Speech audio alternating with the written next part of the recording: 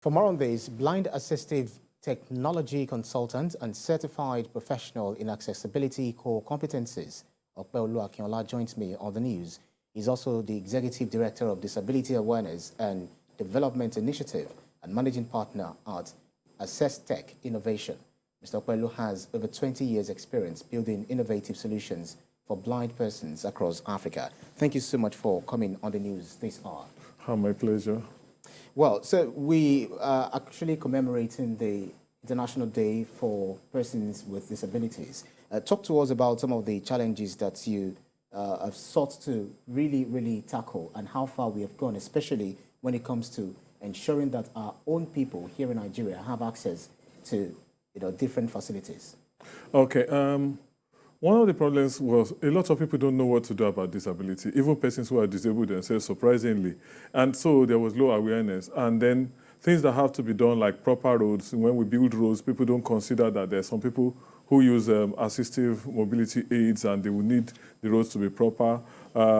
Things like educational system, having access to reading materials. And so those kind of things were there. And then, so we had to move from a charity model, which means people do things because they like you or they want to pity the person with disability, to a right-based approach, which is what happened when the federal government enacted the Discrimination Against Persons with Disabilities Prohibition Act in 2019. I think in Lagos State, we had something before then. That was the Lagos State Special People's Law 2011. And these laws kind of tell people, these are the things you have to do, this is how to do it. One of the major problems, again, that has occurred after the laws is there's a lack of enough people who understand disability. And so the government has been trying to look for people who are specialists. If you look at the Discrimination Against Persons with Disabilities Prohibition Act, there's a clause that says special needs education teachers will be given special allowances. That's to encourage people to study disability and how to manage it. Okay, so it's one thing for people to for the persons that are living with disability or disabilities to know that these are the things that I need for myself to be able to perform optimally. Is another thing for their guardians who should ensure that some of these things are provided. So what are the things that have actually been put in place to ensure that these people have these, assistive devices?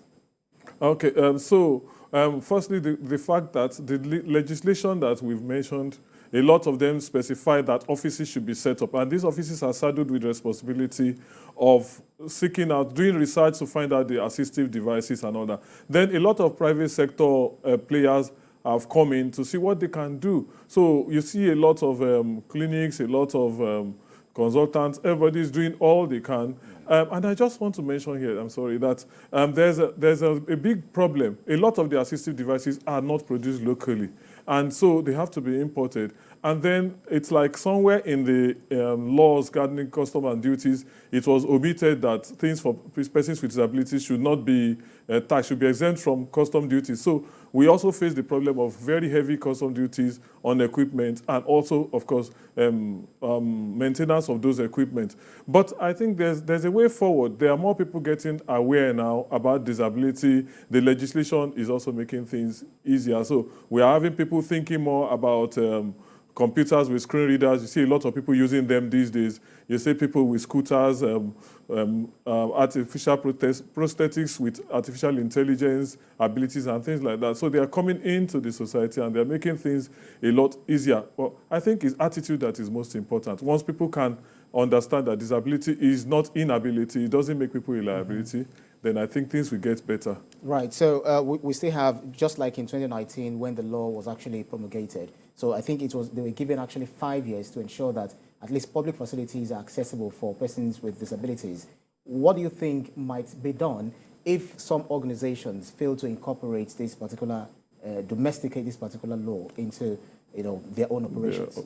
Wow. Well, then litigation comes in. That's where the fact that there's a law makes it possible to do something about it. There are so many legal aid foundations already sending letters around and creating awareness among organizations that, look, you have to do this, you have to do that. If you look at in the last maybe 1 year or 2 years, we've had some groups of persons with disabilities going to demonstrate in front of certain organizations that you are going against the law. There's a law that says you must do this, you're not doing it. So you can imagine that the tempo is going to go higher. And then so in that 5 years' time, the law courts are going to be full of suits and claims and all kinds of things about that. Look at you. You speak very well. Shows that you're well read. But then, persons living with disabilities, when you go on the road, you tend to see some people who have been made to beg. They tend them to beggars for people to show pity and also give them some alms. Does what you do and other civil organizations or the NGOs, Society, yes. Civil societies, did they do some things to ensure that these people are actually incorporated in some of these plans, some of these activities? Oh, yes. We have a lot of disabled persons organizations in Nigeria that are doing what they can. And like the government too is trying to set up all kinds of organizations. Then a lot of the corporate bodies are doing corporate social responsibilities in disability. And then we have the international development partners like the FCDO, that's Foreign Commonwealth Development Office of the UK, doing all kinds of programs in Nigeria to sensitize people and pumping in some funds to ensure that assistive technology is available. Interestingly, we even have the Nigerian Business Disability Network. That's another group of corporate bodies trying to see what they can do to ensure that persons with disabilities get into the corporate space. And that means, of course, starting with the educational sector, ensuring that the educational sector is accessible to them, and then that will prepare them for employment later. Very quickly before I let you go, every year in, year out, we tend to mark the world, that day of International Day of persons living with disabilities. Oh, yes. But then, how much would you say awareness have been created, for people to ensure that this thing is carried out and all of the policies and all of the, appeals that they make to the public, the populace, to ensure that these people are also incorporated in everything that we do? Awareness is still very, very low in a place like Nigeria because if you look at the media content about disability is very low, and then a lot of it is still about personalities. People talk about, oh, there's this blind man who has 10 children, or somebody who a man on wheelchair just did this. But it should go beyond that. See, disability should be a topic on its own. That's the right approach. Once it is understood in its entirety, then the personal issues begin to be better. Executive Director of Disability Awareness and Development Initiative and Managing Partner at Assistive, Opeolu Akinola. Thank you so much for your keenness of insight on this. My pleasure. Thank you.